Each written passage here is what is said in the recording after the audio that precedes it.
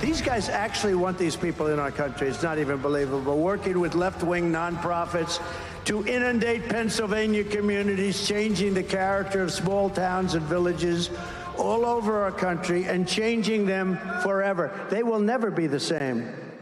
They will never be. Do you think Springfield will ever be the same? I don't think. The fact is, and I'll say it now, you have to get them the hell out. You have to get them out. I'm sorry. To get them out. Can't have it. Can't have it. They've destroyed it.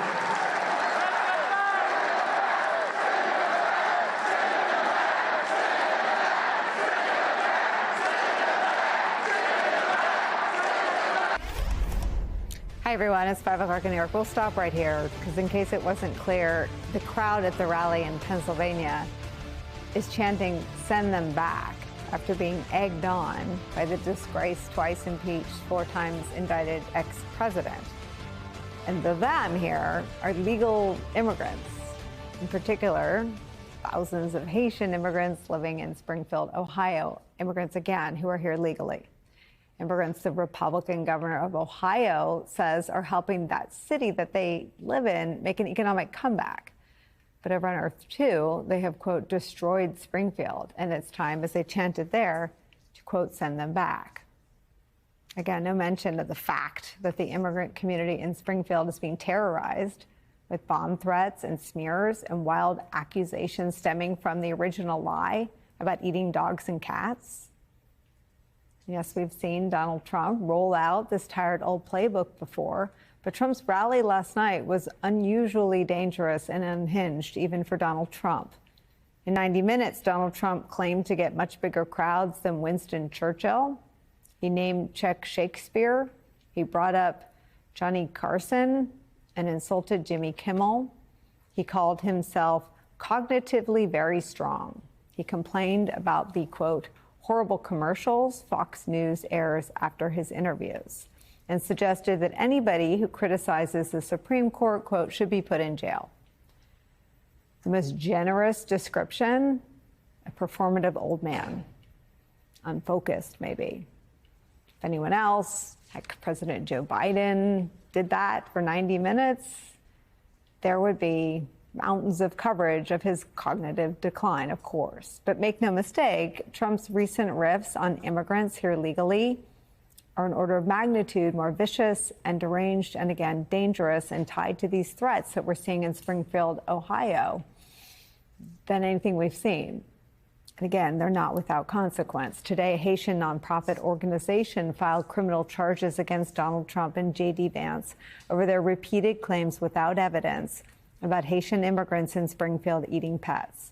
Former Obama speechwriter Jon Favreau called Trump's anti-immigrant rant last night, quote, some dark, twisted bleep, adding, quote, the immigrants in Springfield are here legally. They've made the city more prosperous.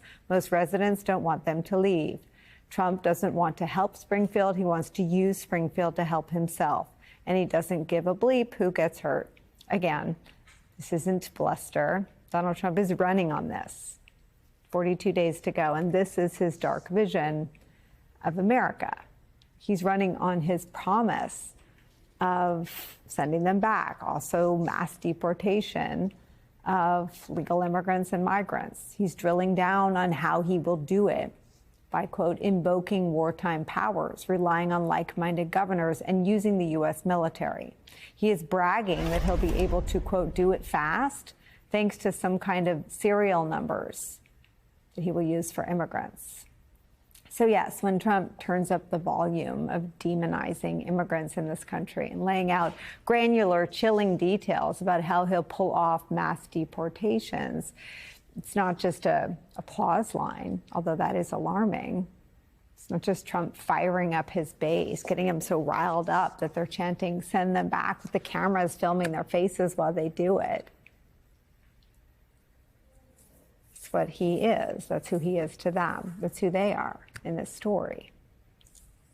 It's bigger. It's bigger than that, right? It's deadly serious. The world's watching. 6 weeks to go, folks. It's where we start the hour with some of our favorite experts and friends. MSNBC columnist and contributor Charlie Sykes is here, plus former RNC spokesperson, host of the Bulwark podcast, Tim Miller is here. Tim Miller, I start with you. Woof, Nicole. Yeah, I was suffering through that last night when it was happening live.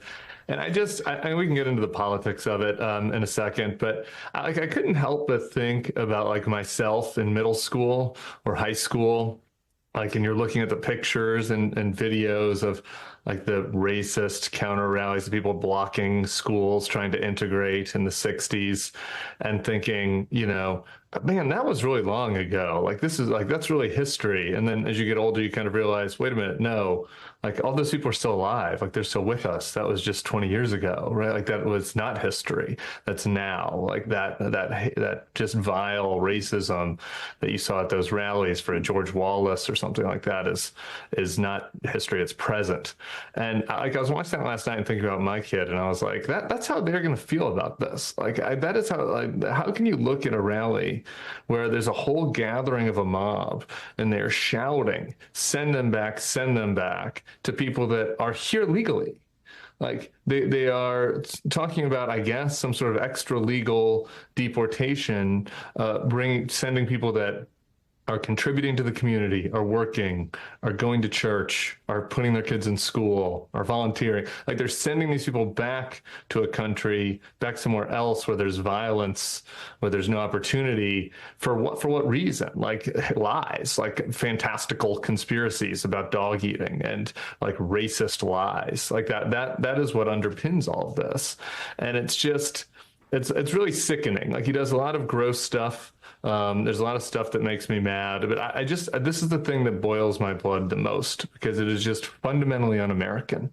Like the Haitians that have moved into Springfield are doing the same thing that every other group that all of our parents and grandparents did. In my case, the Lebanese and the Germans and the Irish, like they all came to the Midwest, tried to find jobs, had kids, had a family. Like that is the American story.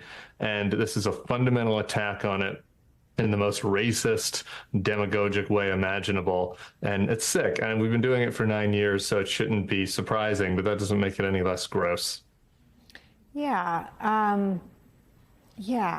wonder what makes you scream, send it back in the light of day with cameras rolling. What is that about, Charlie Sykes? Well, at the Republican National Convention here in Milwaukee, they held up signs, mass deportation. You know, as you point out, this is who Donald Trump is. This is not a gaffe. This is not a one-off. This is what he is running on, and he's doubling down on it. You know, and to Tim's point, this does feel like a throwback to a much darker, more dangerous period of American history. We've been through these cycles before, and that I think is part of the cognitive dissonance. This is actually happening now.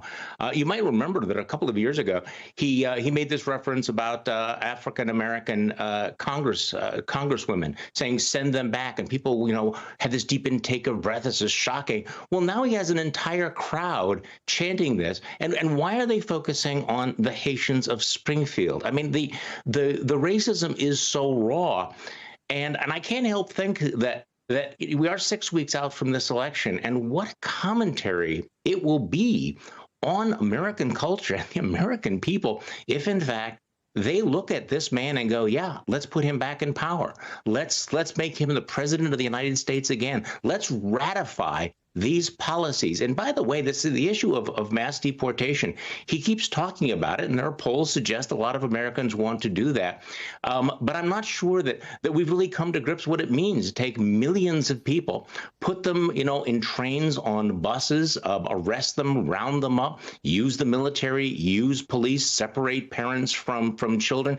It would be one of the greatest humanitarian disasters of our time, and yet it does feel like millions of Americans are kind of shrugging their shoulders and going, we're okay with all of this. But we are 6 weeks out, and I'm really glad you highlighted this. because this is the choice. This is what it bottles down. This is the choice, not just for who we want to make president of the United States, but really what kind of a country we're going to be and what kind of a country we will be in the eyes of the rest of the world. Well, and neither of you have said it, but I will. I mean, Trump talked about serial numbers. That's not just our heinous history of desegregating schools in the South. That's the history of the Holocaust. I mean, there were serial numbers in the Japanese internment camps. If you are offended, right on the arms. Yep. Right. So let me show you that. Don't take my word for it. Take Trump's. They are a threat to democracy. What they're doing to our country, they're poisoning our country. They're poisoning it. And you can take a look in Ohio, what's happening. You can take a look at Aurora in Colorado and see what's happening. But those are two that have been in the news. You have hundreds of little towns and cities that are being taken over by migrants. If you take a young woman with two beautiful children and you put her on a bus and it ends up on the front page of every newspaper, it makes it a lot harder. So yes to mass deportation, even of women and children. So we're going to look at it very closely, but we're getting the criminals out, and we're going to do that fast, and we know who they are. And the local police know their names, and they know their serial numbers. They know everything about them. That's where we are, women and children on the table. We actually know what that looks like and sounds like. ProPublica broke the story of the children, very small children, being ripped from their mother's hands. So they're out. They're going to be, Cheryl Atkinson asked, put on buses. Or Trump said that, if you take a woman with two beautiful children and put her on a bus for the purposes of getting it on a newspaper. It's always about the press coverage.